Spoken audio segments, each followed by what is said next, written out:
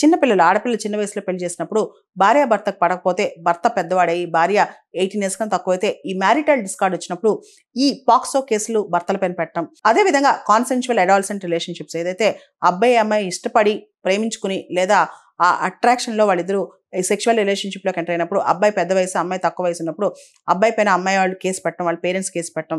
దాంతోపాటు వీటికి సంబంధించిన లీగల్ అవేర్నెస్ కూడా చాలా తక్కువ ఉంది. పాక్సో చట్టానికి సంబంధించి లీగల్ అవేర్నెస్ చాలా తక్కువ ఉందన్నమాట. దీనికి సంబంధించిన మారల్ సెన్సిటైజేషన్ కానీ ఎడ్యుకేషన్ కానీ స్కూల్స్లో కాలేజెస్లో తీసుకురావాలని చెప్పి కూడా బెంచ్ అభిప్రాయపడింది అనమాట. దీనికి సంబంధించి సుప్రీంకోర్టు సీనియర్ అడ్వకేట్ ఆబాద్ హర్షద్ పోండా అని ఆయన పబ్లిక్ ఇంట్రెస్ట్ లిటిగేషన్ వేశారనమాట.